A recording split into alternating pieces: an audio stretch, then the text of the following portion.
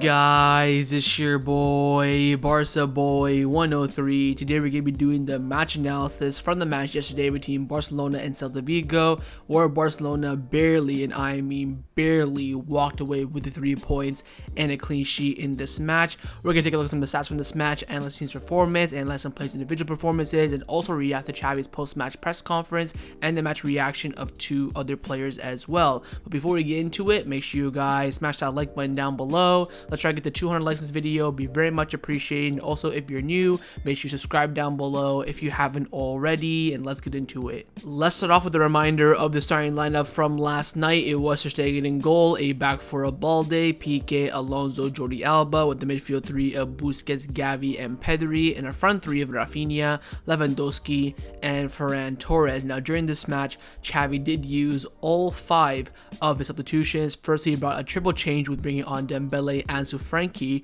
for Pedri, Raphinha, and Ferran, then brought on Roberto for Balde, and then Eric Garcia for Jordi Alba. Now, the front covers of the Catalan-based newspapers this morning were both highlighting a key aspect from last night. Firstly, Mundo Deportivo came out with the headline saying miracle, you can probably know why, and then Sport came out with the headline saying leaders for the Clásico. Let's now take a look at the only goal scored in this match by Pedri. The ball was worked down the left hand side by Ferran Torres. Great one-time pass over the top by Jordi Alba, finds Gavi in space, stays onside, runs, crosses into the box, mistake by the center back Unai Nunez, and drops to Pedri and he puts it into the open net. Let's now take a look at the full-time stats. Barcelona dominated the possession still with 58% to 42, although it was 65% to 35 at some points during the match. In the match, Barcelona had 13 shots, whereas Celta Vigo did have one more. They had 14 shots in total, which is a lot, especially at the Camp Nou. Barcelona had 5 shots on target, 7 off target, 1 shot block. We had 6 corner kicks compared to their 3. They had 4 offsides, we had 1.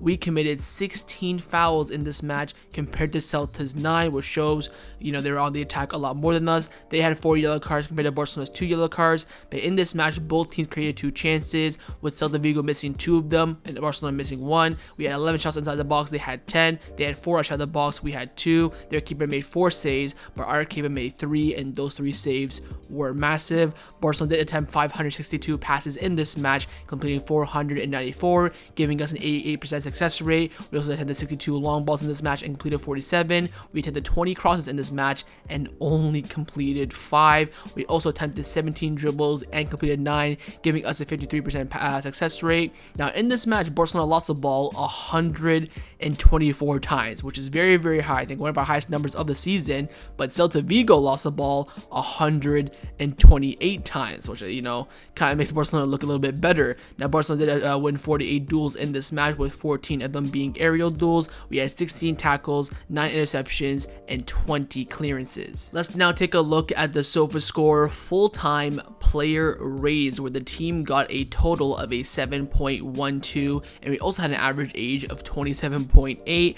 Now, Ter Stegen in goal got a 7.6. Fair. Jordi Alba got a 7.7, which I think is ridiculous. I think it's probably all from his crossing stats. Alonso got a 7.4, Pique 7.7, Balde 6.7, again very, very low for him in my opinion. Gavi 7.3, I think very low. Busquets 7.3, and Pedri with the highest rating in the team with a 7.9. Ferran Torres 6.4, Lewandowski 6.9, and Raphinha getting a 7.4 as well, which I think is very high based on the performance that we actually saw. Now, some players on the bench got a rating as well. Frankie de Jong got 6.8, Dembele 6.7, Ansu 6.6, Roberto 6.5, and Eric Garcia, the highest of the subs, getting a 7.0. Let's now take a look at the full-time stats. Firstly, the average positioning of the players on the pitch. On the left hand side is the starting lineup, and on the right hand side is with the substitution. And I can see from the left hand side, pretty standard, nothing really out of the ordinary, although Ferran Torres and Jordi Alba are very close to each other,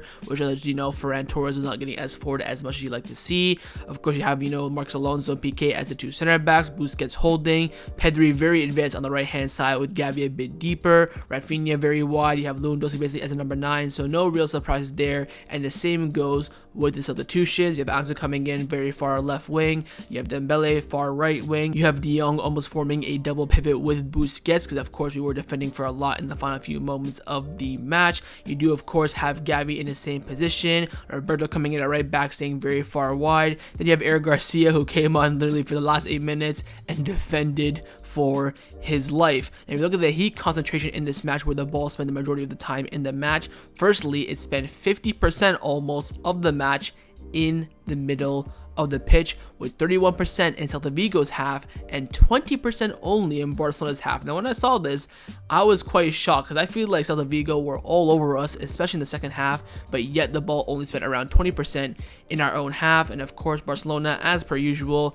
favoring the left-hand side of the pitch way more than the right-hand side of the pitch. Although I have noticed that when Jordi Alba does not start, it is very even, but when Jordi Alba does start, it is very, very heavily reliant on that left-hand side and absolutely nothing going down the middle. Now, I do have a few stats to show you, because of course this match was pretty dead, so I do have two big stats. Firstly, about Pedri. Pedri has now scored 8 goals in La Liga with only 16 shots on target in each of his last 4 made. So again, Pedri becoming very, very good in front of goal, which of course Xavi has been requesting from him from a long time, to shoot more outside the box, shoot more inside the box, make those runs, and Pedri has been doing that. 16 shots and 8 of them have gone in. That's, a 50% success rate, which for a midfielder is very, very strong. But the biggest stat of the match is about the best goalkeeper in the world on form right now, Marc Ter Stegen. Barcelona's Marc Ter Stegen has now saved 19 of his 20 shots on target he faced in La Liga this season. The German's 95% save percentage is the best tally in the competition this campaign,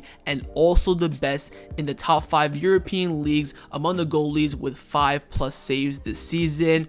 Oh my god, our German goalkeeper is back. Again, Ter Stegen, 1 goal conceded this season in the league, and that 1 goal we did concede was a deflection off Garcia, and the person who scored it is no longer in the league as well, in Alexander Isak. It was a very lucky goal from Sociedad, and if that didn't go in, we'd be looking at an absolute masterstroke, with Barcelona not conceding a single goal this season. Again, I think Real Madrid have only kept 1 clean sheet this season, and that was in their last match against Getafe. But again, Ter Stegen is back to his best. But the most important thing is momentum and is continuation. We have to keep going. It's great if he does this for the first 8 games, but we want to see this happen in the last 20 games of the season as well. Great start to the season from Marc Ter Stegen. Let's just hope now he continues that great form. Let's now get into Xavi's post-match press conference reaction and the match reaction of 2 players as well. The 2 players are Marcos Alonso and Raphinha.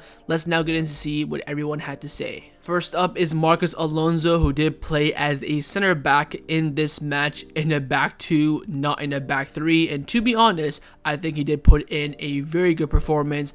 And you know what? Playing in a back 2 for Barcelona is difficult compared to a back 3 with Chelsea or anything like that. I think he put in a good shift. So let's get and see what he had to say after the match. He came out saying that it is true that we suffered, but it was an important 3 points. Yes, we lost control and they took possession in the second half, and we have to improve to not give the opponent many chances to score. It was difficult to have the ball, and we have to improve on that aspect. We can't concede so many chances. Ter Stegen, he had a great match and he's having a great season, and I hope he doesn't have to make such saves like this in every game that we play. The intermatch is important and we are betting everything on it. We now have to rest and prepare well for the big game this week on Wednesday. So those are the words of Marcos Alonso after the match. Again, played well and highlighted that, look, Ter Stegen did play well, but he shouldn't be that busy in goal, of course, especially at the Camp Nou. But now we're going to focus on the big week ahead. Next up is Raphinha, who despite his SofaScore rating, in my opinion, did not have a very good game and is under a lot of pressure to perform. Only 1 goal this season, and so far he's been performing well in some aspects, but more so nothing in the final third from himself. But let's get and see what he had to say after the match. He came out saying, you have to suffer to win and take the 3 points. There are games that are going to be tough, but the most important thing is knowing how to get the victory in that moment. It's important to have great players. Marc Ter Stegen is a great goalkeeper, and he saved us from a draw or even a loss. On the penalty kick, I felt that he touched me, and of course I wanted to shoot and score it if I had the chance, but I felt he touched me and it dropped me to the ground immediately. For me, it was a clear penalty. On the second half performance, well, there will be difficult matches. The most important thing again is for us to finish the match with the win and get the important 3 points. Look, Raphinha thinks it was a clear penalty, and he knows for a fact that Barcelona in that second half did not perform well. But again, on paper, it's what's the most important: 3 points and a clean sheet. Time now to get into Xavi's post-match press conference reaction. Of course, he is the manager, and he sets up the teams and the tactics, and his opinion matters the most. So let's get and see what he had to say after the match. He came out saying, "We have to improve. The first half was good, and we should have been at least 2 goals up at half times, but sometimes you have to get a victory even when you're not at your best." Ter Stegen's clean sheet: Marc was superb, even though they created danger in the second half. It was too bad that we didn't make it 2-0 before halftime. Celta can complicate things, and they have high quality within their team. We are back in the lead, and we have to improve. Maybe we're not at the level before the break, but it is not easy as the league is difficult, and we had to suffer today, and it was important to win this match today. This is a good message for us before the enter game and also the Clásico. But the Clásico is very important. Last season we won and we played a good match, and we hope to show the same character this season as well. We have to improve a lot. I am not satisfied overall with the performance. Raphinha told me it was a very clear penalty. He came to the locker room very upset, but today's match is not about the referees. The international break may be a reason for the decline in performances. We have tough matches and traveled a lot in addition to injuries. We've suffered a lot, and above all, we have to play better football, especially in the second halves.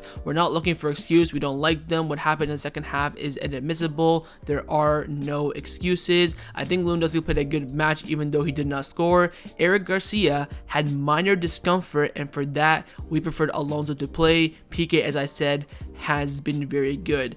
This is Eric Garcia's like 5th discomfort this season. I mean, he is 1 discomfort away from having a massive injury, in my opinion. We learned the intensity, and we cannot do that. Celta took advantage of us and controlled the game, and Kessie should have been the most fundamental and indisputable thing to us today. 2 weeks ago, there was, Lewandowski dependence. Now it's Ter Stegen dependence, and in a few days, it will be Pedri independence. There are moments in the season when the team is flying like we were 3 weeks ago, but it's not like that now, but we have to pull through. These are golden points for us. We had to suffer at the end, and the fatigue of the playing matches every 3 days is now starting to show. Look, Xavi is saying it was a terrible performance in that second half. I'm not satisfied, but I am happy with the 3 points and Marc Ter Stegen's clean sheet as well. But look, we have big games coming up. We have to learn from this mistake, watch it back, analyze, improve, and take those steps further. But now the game's behind us. We played the match, and our focus is on ahead against Inter Milan and, of course, the Clásico. And that concluded Xavi's post-match press conference reaction after the match against Celta Vigo. Let's now analyze some of the players' individual performances from this match. I've chosen 5 players to analyze. Those 5 players are Ter Stegen, Pique, Alonso, Gavi, and Pedri. First up is Marc-Andre Ter Stegen, who got a 7.6 SofaScore rating, and as Suffern's heat map was of course playing in goal. In the match, he played 90 minutes, had 3 saves, 2 punches, 3 saves inside the box, 44 touches, 71% pass accuracy, but only misplaced 10 passes. He had 13 long balls and only completed 5, and he also had 2 clearances. Of course, we had to highlight those 3 saves inside the box. Those were world class. If we had any other goalkeeper in the world, we're dropping points. Whether it's a loss or a draw, we are dropping points. Ter Stegen, summer off, hair transplant. He is back to his best.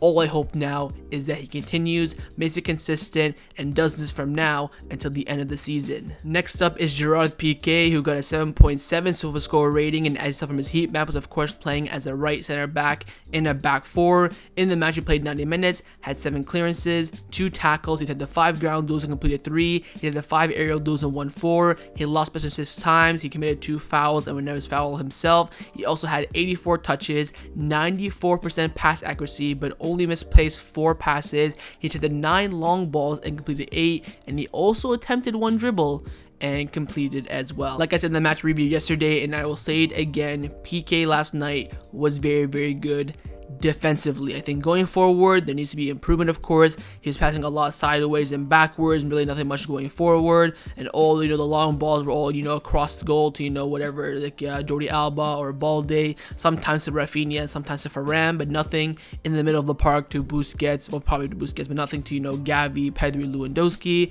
But look, Pique is our 5th choice center back. That's reality, and for our 5th choice center back, I think he is performing well. And again, those aerial duels are very, very key, especially those coming in from crosses from Celta Vigo. Of course, in the last 10 minutes, they brought on their big striker. I think his name is Penencia or something like that, and Pique dealt with him very well in his aerial duel. We saw that against Real Mallorca as well. So I think Pique can offer us something different in the defensive aspect of the match, but of course, going forward, he still needs to improve. Next up is Marcos Alonso, who got a 7.4 SofaScore rating in SL from his heat map, but of course playing as a left center back in a back four, but also played at left back for the last 10 minutes of the match. In the match, he played 90 minutes, had 3 clearances, 2 block shots, 2 interceptions, 1 tackle. He completed 3 ground duels and completed 2. He had 3 aerial duels and completed 1. He lost possession only 8 times. He committed 1 foul and was fouled himself once. He had 81 touches, 91% pass accuracy, but only misplaced 6 passes. He also attempted 5 long balls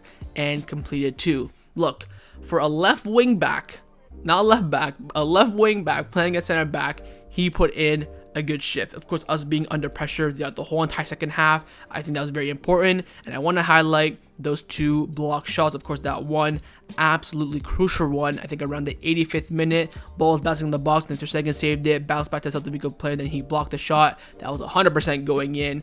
This man, for a center back, put in a shift, but of course you have to look at it from the point of view of everything. I think again, like Pique, passing forward was not the greatest from him, but although he did attempt way more than Pique did. But look, for a wing back playing at center back, I think Alonso put in a very good performance. Next up is Pablo Gavi, who got a 7.3 SofaScore rating in SL from his heat map, was of course playing on the left hand side of the interior in a midfield 3, but also was absolutely all over the pitch, and Gavi in this match ran around 13 kilometers.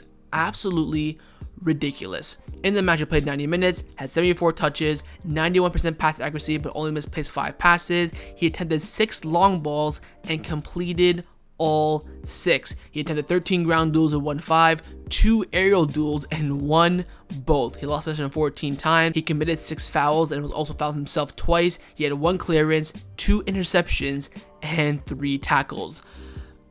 This is a center mid, left center mid interior, having 1 clearance, 2 interceptions, and 3 tackles, and we all remember every single one of those 3 tackles. They were all in the middle of the pitch and also started Barcelona on the counterattack. This guy is unbelievable, and he's only 18. I'm older than him, and it feels so weird to say that. This man, in my opinion, in my eyes, is still a kid, but he's bossing, and I mean bossing, that Barcelona midfield. And I tell you what, his talent, like I say this every time I do a player analysis on him, his talent is so unique that every single coach in the world would take him in the squad. And the fact that we have him and Frankie de Jong on our team is only a plus.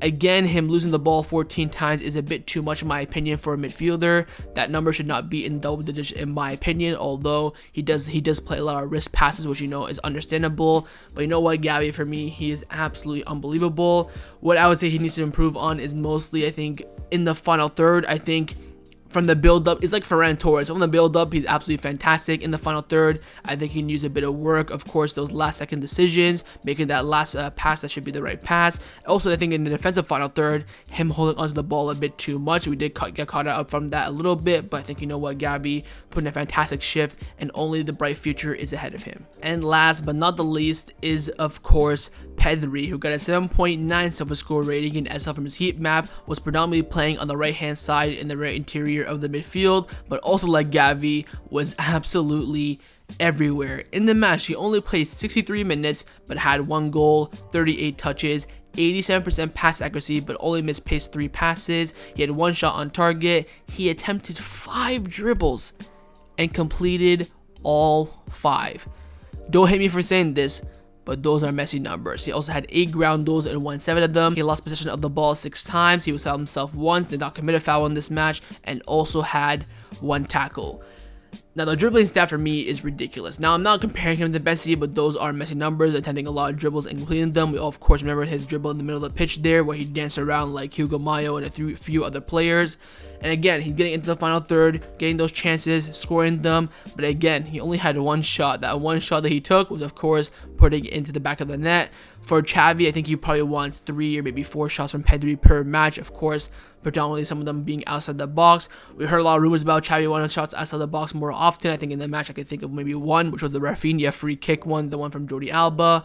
But look, I think Pedri is still improving a lot in his game, and very similar to Gavi, he has a very, very bright future ahead of him. So overall, final thoughts on the match against Celta Vigo. Look, it was an absolutely dreadful, and I mean dreadful performance, but you live and you learn. If we drop points and not keep a clean sheet, it would be a different story, but in the end, we got 3 points, and we also kept a clean sheet. So I feel like the criticism that the team does deserve for this performance is not getting it as much, because of course we did get 3 points in a clean sheet. But you know what, now it's time for the players to analyze the match, watch it back with Xavi, find their mistakes, rectify it, improve on it, and then move on to the next match. We have too many games coming up. There's no time to sulk and dull. Of course, if we didn't play until next weekend, we had no midweek game, we can take a look at it a bit more, but now it's time to move on and perform for the next match. But no matter what, the most important thing is that Barcelona still sit top of La Liga based on 7 goal difference, but you know what, we will take it. We go into the Clásico first place, which we have not done in a long time, and I believe this is also the first match analysis on the channel where Barcelona are officially top of the league. We are 5 points now behind 3rd place, so there is a bit of a gap there forming. I think Bilbao dropped points, Betis dropped points, but Real Sociedad and Atletico Madrid did pick up 3 big points. So look, there's that little bit of a battle there for top 4 between 3rd and 6th, but there is a 2-horse race right now for the La Liga title, and Barcelona need to win it. It's going to be close, but in the end, some teams will drop points. Let's hope it's not going to be Barcelona. So again, on the match, tough night, but you know what, we move on from it, we learn from it, and now we look for the big week ahead. Inter Milan on Wednesday, and then the Clásico on Sunday. So that was my match analysis for Barcelona versus Celta Vigo in La Liga. Hope you guys enjoyed this video. If you did, make sure to leave a like, and of course, let me know your thoughts down below in the comments on everything we discussed. The main thing I want to know first, of course, is your thoughts on the performance, thoughts on those individual performances, what Xavi said after the match, what Raphinha and Alonso said after the match as well, and are you optimistic for the big week ahead for Barcelona? Leave me your early score predictions down in the comments below. You think we'll win 1, lose 1, draw 1, win 1, lose both, win both, and of course, make sure you guys subscribe down below as well if you haven't already, and I'll see you guys next time on the channel. Take care, and Forza Barca.